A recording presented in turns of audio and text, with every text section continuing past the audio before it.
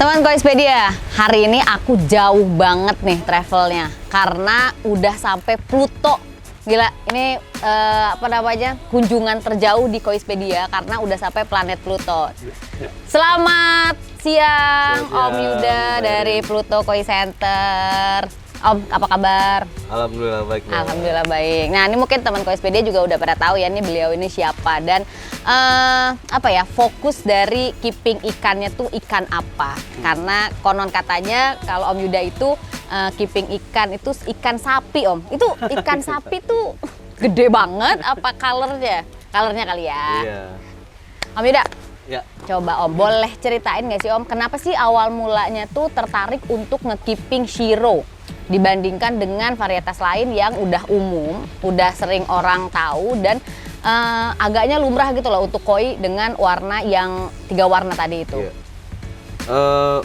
Jadi awal-awal memang saya pun sama seperti yang lain ya, seperti penghobi lain itu fokus awalnya pasti mainnya Gosanke. Okay. Senang gitu dengan warna Gosanke, dengan Kohaku, Showa, Sanke karena kan dia ada pola, kemudian ada warna merah, ada warna putih, ada warna hitam. Saya keeping itu lama dan Shiro tuh sebenarnya awal-awal saya cuma 1-2 ekor lah dan itu juga nggak spesial banget gitu. Sampai satu saat saya ada ambil lumayan banyak tuh, ada 20 ekor Shiro. Kemudian saya pelihara di satu kolam. Satu kolam, kemudian dari 20 ekor itu ternyata ada yang jadi lah ibaratnya. Yang tadinya tategoy, tadinya belum ada hitamnya, kemudian hitamnya naik sampai finish, sampai dia cantik gitu. Nah, dari 20 ekor itu ada satu yang saya ikutkan ke kontes, itu langsung jadi junior champion kalau nggak salah. Waktu itu size-nya masih size kecil sih, masih 35 cm. Nah, karena itu champion, karena saya hobi kontes dan itu champion, maka ya udahlah saya piara Shiro lagi aja deh, saya cari lagi bahan-bahan yang lain. Nah, dari situ saya belajar gimana sih cara milih bahan Shiro yang bagus, kemudian keeping Shiro yang bagus, sampai treatment sebelum show-nya seperti apa gitu. Karena Shiro ini agak-agak tricky. Dia di kolam bagus, ternyata sampai arena show jadinya gak bagus, kondisinya bisa drop, mengurat merah, kemudian suminya juga tidak jadi tebal, jadi tipis. Jadi kayak gitu, itu yang saya pelajari selama mungkin 3-4 tahun terakhir ini. Sampai sekarang fokus saya mungkin di satu fasilitas ini separuhnya tuh Shiro Suri. I see. Nah Om, kalau untuk merawat Shiro sendiri tuh memang ada perbedaan yang signifikan apa enggak sih kalau misalkan sama varietas yang lain? Kalau kita mau buat Shiro yang bagus tuh, kita nggak bohong ya, kita harus cari bahan yang bagus. Bahan yang bagus tuh artinya kita harus bisa milih. Misalnya ada 100 ekor gitu, kita harus bisa milih mana yang bagus, mana yang enggak. Yang bagus itu yang kita pelihara. Nah, yang kita peliharanya itu kondisi seperti apa? Kalau saya lebih suka open. Open tuh dia terkena sinar matahari, kemudian pasti pakannya juga harus beda. Karena Shiro ini kan nggak ada komponen warna merahnya, maka kita harus kasih yang non color ibaratnya. Jadi pakan tuh hanya grow atau wet gem aja. Jadi color tuh kita nggak pakai sama sekali. Kesulitan apa yang paling pernah dialamin sama Om Yuda sendiri untuk memilih mana bibit Shiro yang kira-kira bakalan jadi Shiro nantinya gitu? Ya, kalau itu sebenarnya, nah kan misalnya kita udah pilih nih ikan-ikan yang menurut kita prospek bagus, tapi ternyata hanya 20% atau 30% yang finish, sisanya masih belum finish.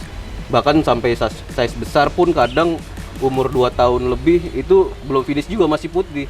Jadi tinggal kita ini mau dilepas masih ada prospeknya atau enggak gitu. Kalau kita masih lihat ada prospeknya, walaupun dia masih belum ada pola, ya kita tahan terus gitu. Tapi kalau misalnya memang dia udah nggak akan bisa develop lagi, ya udah, itu berarti udah gagal. Nah, buat kalian nih yang tanggal 26 sampai tanggal 28 April 2024 nggak ada agenda, langsung aja datang ke ICC Bogor karena kita akan menggelar The 16 Kois Festival 2024. Di sana itu bukan cuman ada koi show aja, tapi juga kita ada Kois Expo. Kemudian juga ada pameran bonsai, ya kan? Terus juga ada apa namanya? Suiseki. Nah, ada Suiseki juga di sana. Nah, jadi itu bener-bener sebuah hiburan dan juga entertainment buat keluarga juga bisa, pasangan juga bisa. Atau kamu misalkan yang single atau penghobis-penghobis baru bisa datang ke sana untuk lihat seperti apa sih ikan-ikan yang bagus gitu. Apa sih kelebihannya Shiro dari varietas yang lain? Kalau kita ngomong non Gosanke ya, Shiro itu kan kelas paling, ibaratnya kasta paling tingginya lah di antara semua non Gosanke. Iya.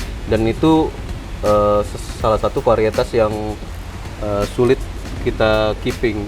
I see. Karena ya itu tadi yang saya bilang, karena dari awal tuh polanya nggak confirm dia. Polanya dari nggak ada jadi ada. Ya. Ya menurut saya itu yang agak sulit sih untuk keepingnya.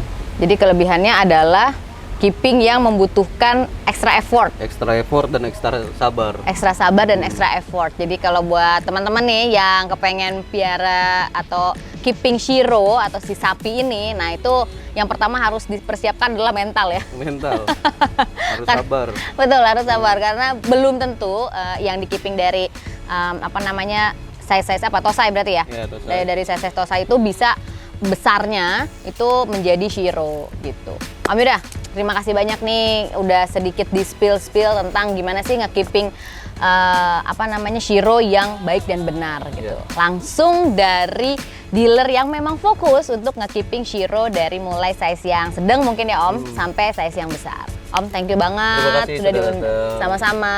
Nah, buat teman-teman Koispedia, jangan lupa nih sekali lagi aku ingetin untuk datang di tanggal 26 sampai 28 April 2024 The 16 Kois Festival 2024 di ICC Bogor. Sampai ketemu di Koispedia selanjutnya yang awam jadi paham. Bye-bye.